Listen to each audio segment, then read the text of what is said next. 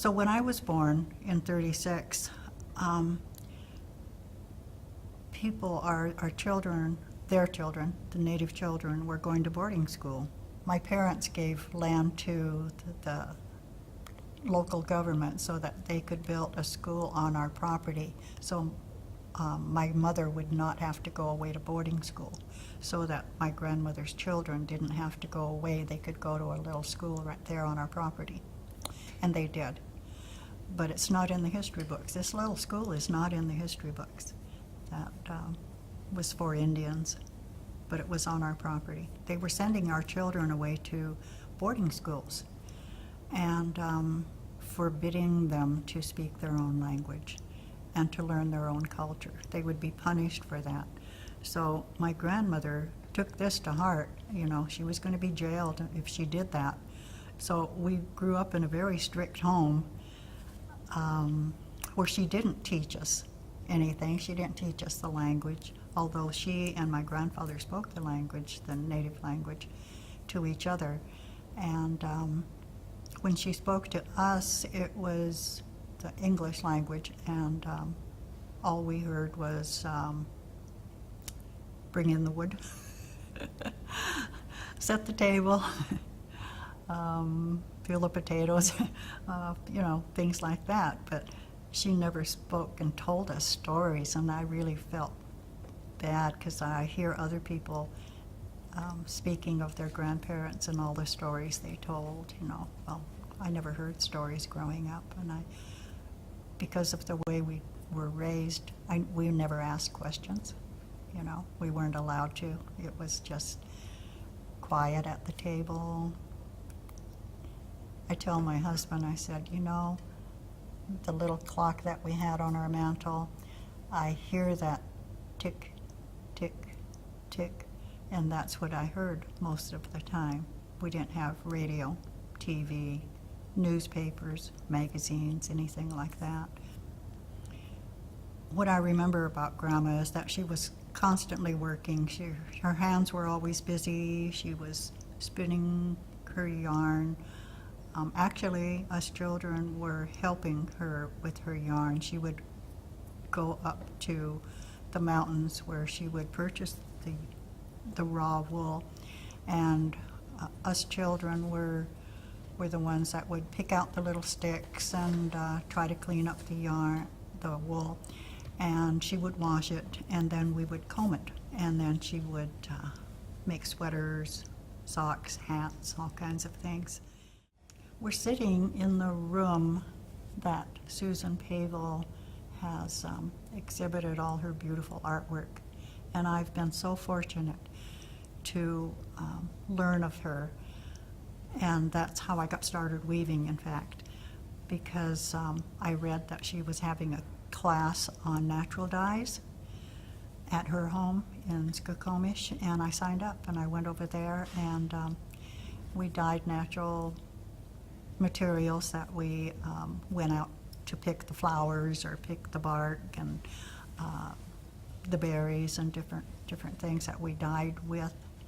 And it was a wonderful little class because she also taught us to weave with the dyed yarn a small, like a 6x6 weaving.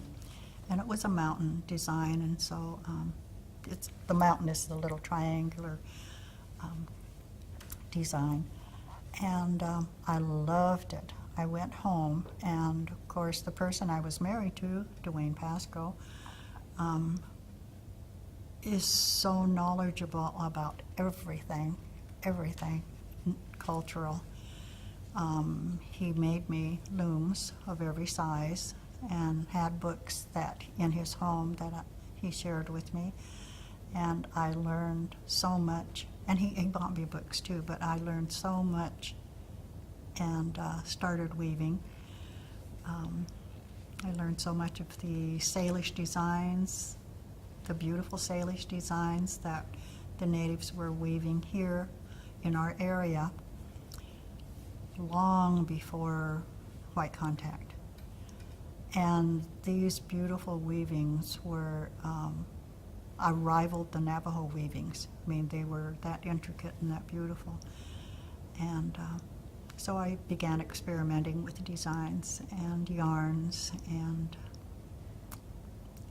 that's how I started weaving. Suquamish has had a museum for many years from the 1980s, and I heard when that opened up that a lot of our elders would not go into that museum because they didn't believe in museums, and the original intent of a museum, a Native museum, was not to share our own knowledge. It was somebody else representing our culture. When this museum was built and born, it's like a new breath of our ancestors. It's, I think, a wonderful little museum. I love our floors. Have you noticed our floors? They are shell midden from our ancestral lands out at Jefferson Head, going out towards, if you're traveling by water, out towards Seattle. It's so these are the bones of our ancestors in this little museum. Our foundation grew out of, actually, I had a mentoring program for young girls, ages probably around 10 to about 16. And I taught them weaving and cooking and gathering, clam digging. I mean, just anything that our ancestors did that I learned from my grandmother. Canning.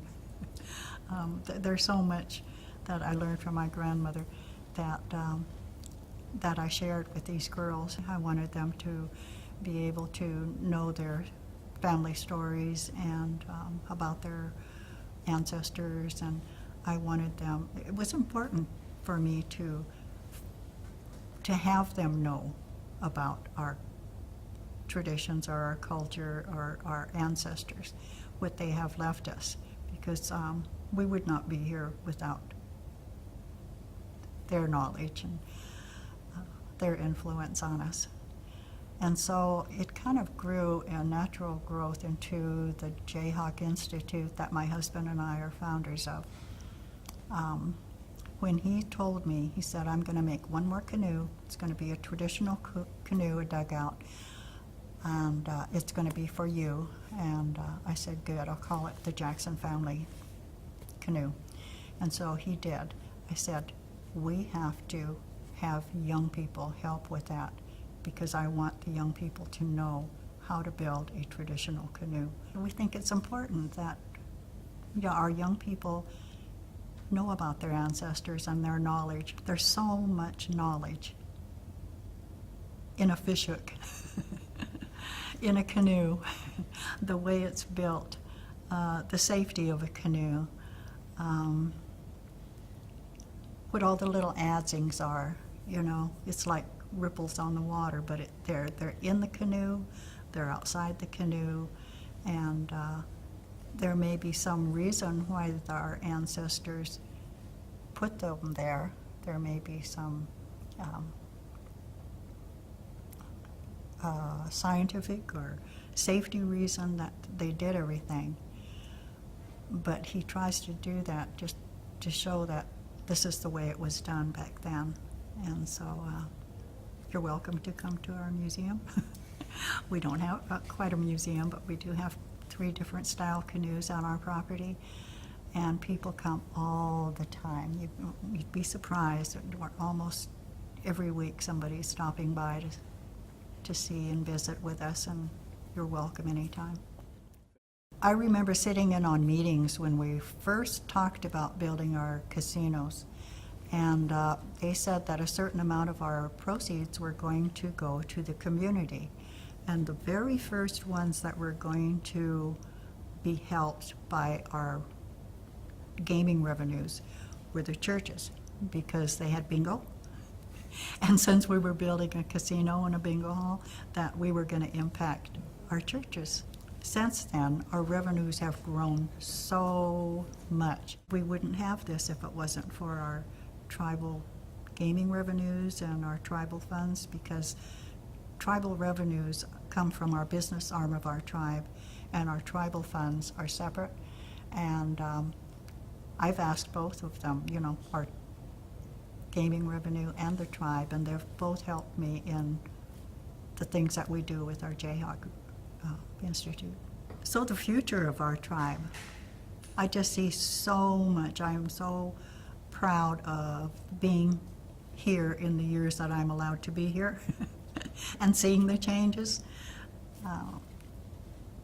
Our youth have no bounds. Our tribe has the money to send them to any school they want, and I have grandchildren who have benefited from that.